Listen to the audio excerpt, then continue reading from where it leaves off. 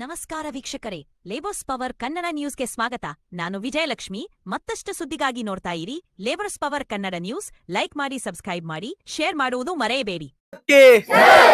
ಭಾರತ್ ಮಾತಾ ಕಿ ವಿದ್ಯಾರ್ಥಿ ವಿರೋಧಿ ರಾಜ್ಯ ಸರ್ಕಾರಕ್ಕೆ, ವಿದ್ಯಾರ್ಥಿ ವಿರೋಧಿ ರಾಜ್ಯ ಸರ್ಕಾರಕ್ಕೆ, ವಿದ್ಯಾರ್ಥಿಗಳ ಜೀವನದಲ್ಲಿ ಚೆಲ್ಲಾಟ ರಾಜ್ಯ ಸರ್ಕಾರಕ್ಕೆ, ವಿದ್ಯಾರ್ಥಿಗಳ ಜೀವನದಲ್ಲಿ ಚೆಲ್ಲಾಟ ಆಡ್ತಿರೋ ಸರ್ಕಾರಕ್ಕೆ ಭಾರತ್ ಮಾತಾ ಕಿ ಬೇಕೇ ಬೇಕು, ಬೇಕೇ ಬೇಕು. ಎಲ್ಲಿವರೆಗೆ ಹೋರಾಟ, ಎಲ್ಲಿವರೆಗೆ ಹೋರಾಟ.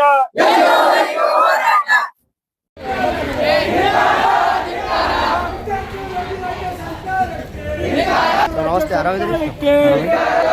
ಭಾರತ್ ಮಾತಾ ಕಿ, ಭಾರತ್ ಮಾತಾ ಕಿ.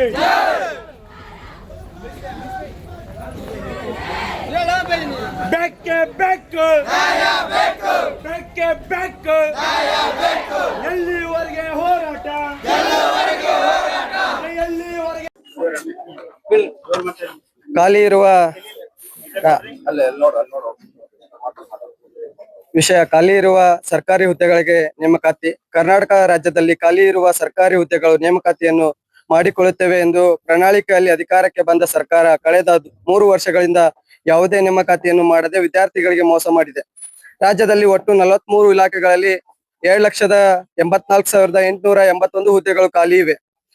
ಲಕ್ಷಾಂತರ ಅಭ್ಯರ್ಥಿಗಳು ಕಳೆದ 5-6 ವರ್ಷಗಳಿಂದ ಸರ್ಕಾರದ ನೇಮಕಾತಿಯನ್ನು ಮಾಡುತ್ತೆ ಎಂಬ ನಂಬಿಕೆಯೊಂದಿಗೆ ಪ್ರತಿ ತಿಂಗಳು ಹಣವನ್ನು ಖರ್ಚು ಮಾಡಿಕೊಂಡು ತರಬೇತಿಯನ್ನು ಪಡೆಯುತ್ತಾ ಸರ್ಕಾರದ ಸೇವೆಯನ್ನು ಮಾಡಬೇಕೆಂಬ ಆಶೆಯನ್ನ ಇಟ್ಟುಕೊಂಡು ಅಧ್ಯಯನ ಮಾಡುತ್ತಿದ್ದಾರೆ. ಆದರೆ ಅಂತಹ ಸಾವಿರಾರು ಅಭ್ಯರ್ಥಿಗಳ ವಯಸ್ಸು ಕೂಡ ಮಿತಿ ಮೀರಿದೆ. ಆದರೆ ಸರ್ಕಾರಕ್ಕೆ ಈ ಯಾವುದೇ ತೊಂದರೆಗಳನ್ನು ಗಮನಿಸದೆ ಬಡ ಹಾಗೂ ಪ್ರತಿಭಾವಂತ ವಿದ್ಯಾರ್ಥಿ ಜೀವನದ ಜೊತೆ ಚೆಲ್ಲಾಟವಾಡುತ್ತಿದೆ. ಅದರಲ್ಲೂ ಶಿಕ್ಷಣ ಕ್ಷೇತ್ರಕ್ಕೆ ಸಂಬಂಧಿಸಿದಂತೆ ಪ್ರಾಥಮಿಕ ಮತ್ತು ಪ್ರೌಢಶಾಲೆಯ ಶಿಕ್ಷಣ ಇಲಾಖೆಯಲ್ಲಿ 79,694 ಹುದ್ದೆಗಳು, ಉನ್ನತ ಶಿಕ್ಷಣ ಇಲಾಖೆಯಲ್ಲಿ 13,599 ಹುದ್ದೆಗಳು ಖಾಲಿ ಇದ್ದು, ಇದರಿಂದ ರಾಜ್ಯದ ವಿದ್ಯಾರ್ಥಿಗಳ ಶಿಕ್ಷಣದಲ್ಲಿ ಗುಣಮಟ್ಟದಲ್ಲಿ ಮೇಲೆ ಪರಿಣಾಮ ಬೀರುತ್ತಿದೆ. ಸರಿಯಾದ ತರಗತಿಗಳು ನಡೆಯುತ್ತಿಲ್ಲ. ಸರ್ವರಿಗೂ ಶಿಕ್ಷಣದ ನೀಡಬೇಕಾಗಿದ್ದು ಸರ್ಕಾರದ ಕರ್ತವ್ಯ. ಆದರೆ ಸರ್ಕಾರಿ ಶಾಲೆ ಕಾಲೇಜುಗಳಿಗೆ ಹೋಗುವ ವಿದ್ಯಾರ್ಥಿಗಳಿಗೆ ಸರ್ಕಾರದ ಅನ್ಯಾಯ ಮಾಡುತ್ತಿದೆ. ರಾಜ್ಯದ ವಿಶ್ವವಿದ್ಯಾಲಯಗಳಲ್ಲಿ ಸ್ಥಿತಿಗಳು ಶೋಚನೀಯವಾಗಿದೆ. ಕರ್ನಾಟಕ ರಾಜ್ಯದ ವಿಶ್ವವಿದ್ಯಾಲಯಗಳ ಸ್ಥಿತಿಗತಿ ಶೋಚನೀಯವಾಗಿದೆ. ಕರ್ನಾಟಕ ರಾಜ್ಯ ಮೊದಲು ಉನ್ನತ ಶಿಕ್ಷಣ ಹೆಸರುವಾಸಿ. ಆದರೆ ರಾಜ್ಯ ಪ್ರತಿಷ್ಠಿತ ವಿವಿಗಳ ಸಾವಿರಾರು ವಿದ್ಯಾರ್ಥಿಗಳ ಗುಣಮಟ್ಟದ ಶಿಕ್ಷಣ ನೀಡಿ ಅವರನ್ನು ಜೀವನ ರೂಪಿಸಿಕೊಳ್ಳಲು ಸಹಕಾರಿಯಾಗಬೇಕಿವೆ. ಆದರೆ ಇತ್ತೀಚಿನ ದಿನಗಳಲ್ಲಿ ರಾಜ್ಯ ಸರ್ಕಾರ ವಿವಿಗಳನ್ನು ಸರ್ಕಾರ ಕಡೆಗಣಿಸಿ ವಿವಿಗಳಿಗೆ ಯಾವುದೇ ಅನುದಾನ ನೀಡದೆ ಅವುಗಳನ್ನು ಕೇವಲ ವಿದ್ಯಾರ್ಥಿಗಳ ಶುಲ್ಕದ ಮೇಲೆ ನಡೆಸುವಂತೆ ಮಾಡುತ್ತಿದೆ. ಇದರಿಂದ ವಿದ್ಯಾಲಯಗಳು ವಿದ್ಯಾರ್ಥಿಗಳ ಮೇಲೆ ಹಲವಾರು ಶುಲ್ಕಗಳನ್ನು ಹೇರುತ್ತಿವೆ. ಹಿಂದಿನ ಸರ್ಕಾರ ಸ್ಥಾಪಿಸಿದ 9 ವಿಶ್ವವಿದ್ಯಾಲಯಗಳ ಮುಚ್ಚುವ ಸ್ಥಿತಿಯ ಸರ್ಕಾರ ನಿರ್ಮಾಣ ಮಾಡುತ್ತಿದೆ. ಕಾಯಂ ಹುದ್ದೆಗಳ ನೇಮಕಾತಿ ಇಲ್ಲದೆ ಕಾರಣ ಸಕಾಲಕ್ಕೆ ಅಂಕಪಟ್ಟಿ, ಫಲಿತಾಂಶ ಹಾಗೂ ಇನ್ನಿತರ ಸಮಸ್ಯೆಗಳು ವಿದ್ಯಾರ್ಥಿಗಳು ಅನುಭವಿಸುತ್ತಿದ್ದಾರೆ. ವಿದ್ಯಾರ್ಥಿ ವೇತನ ಬಡ ವಿದ್ಯಾರ್ಥಿಗಳ ಶಿಕ್ಷಣಕ್ಕೆ ಅನುಕೂಲವಾಗಲಿ ಎಂಬ ದೃಷ್ಟಿಯಿಂದ ವಿದ್ಯಾರ್ಥಿ ವೇತನವನ್ನು ನೀಡುವ ಯೋಜನೆಗಳನ್ನು ಸರ್ಕಾರ ಪ್ರಾರಂಭ ಮಾಡಿವೆ.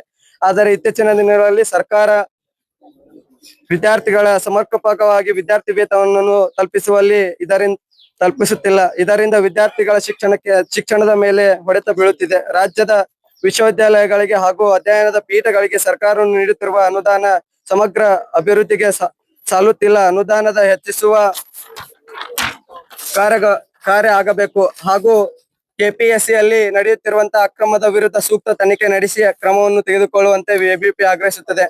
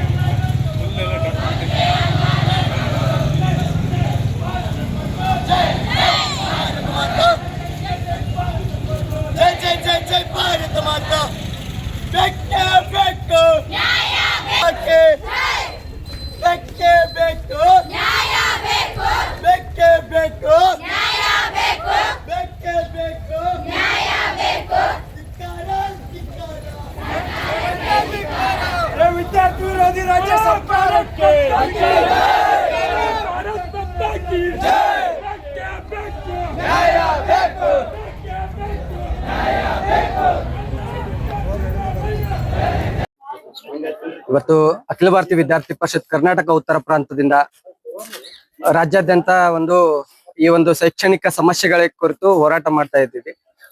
ಏನಂತಂದ್ರೆ ಇವತ್ತು ರಾಜ್ಯಾದ್ಯಂತ ಸಾಕಷ್ಟು ಸರ್ಕಾರ ಖಾಲಿ ಇರುವಂತ ಹುದ್ದೆಗಳನ್ನ ನೇಮಕಾತಿ ಮಾಡ್ತೀನಿ ಅಂತ ಮೊನ್ನೆ ಬಜೆಟ್ ನಲ್ಲಿ ಘೋಷಣೆ ಮಾಡ್ತು. ಕೇವಲ ಅದು ಆಶ್ವಾಸನೆ ಆಗಿದೆ ಹೊರತು ಅದು ಕಾರ್ಯರೂಪಕ್ಕೆ ಬರ್ಲಿಲ್ಲ. ಕೇವಲ ಬಜೆಟ್ ನಲ್ಲಿ ಮಾತ್ರ ಅದನ್ನ ಹೇಳಲಾಗಿದೆ.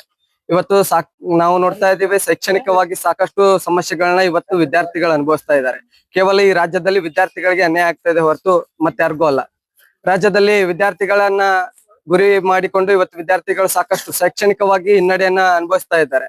ಇವತ್ತು ಸರ್ಕಾರ ನೇಮಕಾತಿ ಮಾಡುವುದಷ್ಟೇ ಅಲ್ಲದೆ ಇವತ್ತು ಶಾಲಾ ಕಾಲೇಜುಗಳಿಗೆ ಕೂಡ ಅನ್ಯಾಯ ಮಾಡ್ತಾ ಇದೆ. ಇವತ್ತು ವಿಶ್ವವಿದ್ಯಾಲಯಗಳಾಗಿರ್ಬೋದು, ಶಾಲಾ ಕಾಲೇಜುಗಳಲ್ಲಿರುವಂತಹ ಪ್ರಾಧ್ಯಾಪಕರ ನೇಮಕಾತಿಯಲ್ಲೂ ಕೂಡ ಇವತ್ತು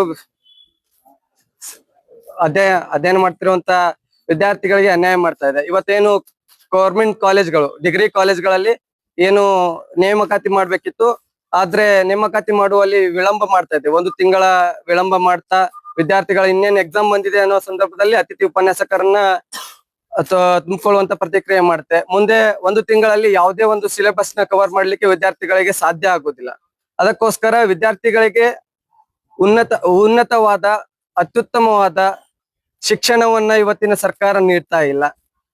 ಅದೇ ತರನಾಗಿ ಇವತ್ತು ಕಳೆದ 5 ವರ್ಷಗಳಿಂದ ವಿದ್ಯಾರ್ಥಿಗಳಿಗೆ ಯಾವುದೇ ಒಂದು ನೇಮಕಾತಿಯ ಪ್ರತಿಕ್ರಿಯೆಗಳನ್ನ ಆರಂಭ ಮಾಡಿಲ್ಲ. ಯಾವುದೇ ಸರ್ಕಾರ, ಹಿಂದಿನ ಸರ್ಕಾರ ಆಗಿರ್ಬೋದು, ಈಗಿನ ಸರ್ಕಾರ ಆಗಿರ್ಬೋದು, ಬರೇ ಕೇವಲ ಆಶ್ವಾಸನೆಗಳ ಮೂಲಕ ಇವತ್ತು ವಿದ್ಯಾರ್ಥಿಗಳನ್ನ ಒಂದು ನಿರುದ್ಯೋಗಕ್ಕೆ ಗುರಿ ಮಾಡ್ತಾ ಇದೆ. ಈ ಸರ್ಕಾರದ ವಿರುದ್ಧ ಇವತ್ತು ನಾವು ರಾಜ್ಯಾದ್ಯಂತ ಪ್ರತಿಭಟನೆ ಮಾಡಿದ್ದೀವಿ. ಈ ಮುಂಬರುವ ದಿನಗಳಲ್ಲಿ ಈ ಸರ್ಕಾರ ಯಾವುದೇ ನೇಮಕಾತಿಗಳನ್ನ ಮಾಡದೇ ಇದ್ರೆ ಮುಂಬರುವ ದಿನಗಳಲ್ಲಿ ರಾಜ್ಯಾದ್ಯಂತ ಪ್ರತಿಯೊಂದು ಕಾಲೇಜು, ಶಾಲೆ ಕಾಲೇಜುಗಳಿಂದ ಸಾವಿರಾರು ವಿದ್ಯಾರ್ಥಿಗಳು, ಲಕ್ಷಾಂತರ ವಿದ್ಯಾರ್ಥಿಗಳು ಬೀದಿಗಿಳಿದು ಹೋರಾಟ ಮಾಡ್ಬೇಕಂತ ಈ ಮೂಲಕ ವಿದ್ಯಾರ್ಥಿ ಪರಿಷತ್ ಸರ್ಕಾರಕ್ಕೆ ಎಚ್ಚರಿಕೆ ನೀಡ್ತಾ ಇದೆ. ಮಂಜುನಾಥ್ ಹಳ್ಳಿ, ಪ್ರಾಂತ ಕಾನೂನು ವಿದ್ಯಾರ್ಥಿಗಳ ಸಹ ಪ್ರಮುಖ.